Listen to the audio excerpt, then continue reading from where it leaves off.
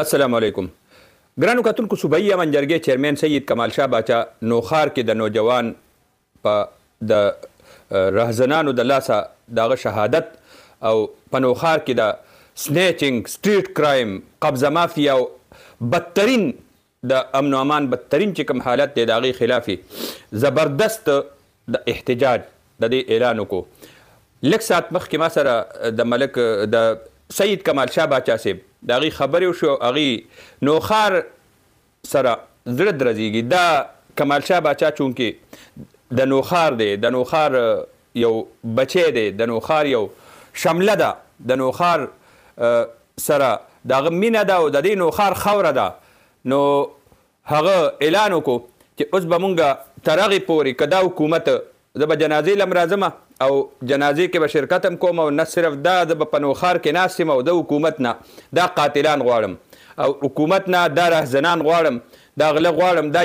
لومبنۍ واقعه نه ده د دې نه مخکې هغه ووایي چې د نیشنل بینک واقعه په بو کې چې کوم دا واقعات شو د پولیس کانسټیبلانو د قتلونو هغه کوم واقعات د هغې ملزمان نه دي نیوی شوي په تیر یو کال کې چې کوم سنیچنګ شوی دی هغه هم کاغذي کاروایانې دي د هغې خلک نه دي نیوی شوي د مختلفو ځایونو کې په پولیس باندې د حملو ملزمان دی نه دي نیولي نو هغه هم مونږ به غواړو خو مونږ د دې نوجوان قاتلان هغه په هر صورت کې غواړو او که دا دی ونه نیول او مونږ له را نکل خلک نوخار دا مطمئن نشو نو بیا به وایي زه پخپله نوخار لاک کوم او نوخار په دې چوک کې به کینم او د نوخار مشرانو سره او د نوخار ځوانانو سره دغلته به ناست یو چې تر کومې پورې د ملزمان نی گرفتار شوي د امن نی قایم شوی نو پاسېدو والا خبره بني زه ګڼم دا د سید کمال شاه باچا صاحب د صوبایي امن جرګې چیرمن د هغه اعلان بر وخت دی او ضرورت دی د دې ټیم زه ګورم د تیر څه وخت نه د نوخار چې دا کم بدترین حالت دی نو د هیچ چا په دغه کې ترجیح نه ده جي خلق او تاڼه او پولیس او ادارې او وطن دا ترجیح نه ده نو دغه وجه ده چې اوس خلک هم نجات دهنده غواړي او زه د نوخار ته ویمه چې نوخاریانو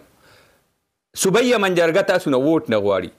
تاسو نه نوټ نه غواړي تاسو نه نور څه مراعات نه غواړي چې جي ماله دا شی وکړه او ماله څه ماته واه وکړه زما نارې ووښه نو زه به تاله کار کوم نه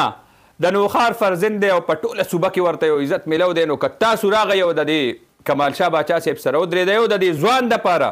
د دې نوجوان دپاره د دې وینې دپاره دا کم ځوان چې شهید شوی دی دا کومه بې ناحقه وینه چې توی شوې ده د دې دپاره تاسو راغئ په شوبره چوک ودرېدئ نو زه یقیني ویم چې ستاسو راتلونکي نسلونه هغه به په امن کې شي او محفوظ به شي ګنې یاد وساتئ که تاسو ډېر څه وکئ د بچو دپاره او د نسلونو دپاره او د دغه دپاره به په امن کې ني او سکون کې به ني او ستاسو خپله کورونه به غیر محفوظ نو دغه وخت دی د راپاسېدو زه شکریه ادا کوم د سید کمال شاه باچا او د صوبایي امن جرګې د نورو غړو چې هغوی په دې باندې سخت نوټس وایستو اعلان یې مو وکړو او راضي به مو دا مسله د راوچتولو د دې اعلان یې وکړو او دې باندې د ودرېدو اعلان یې وکړو او د دې غمزده خاندان د هغوی د مرګرتیا اعلان یې وکړو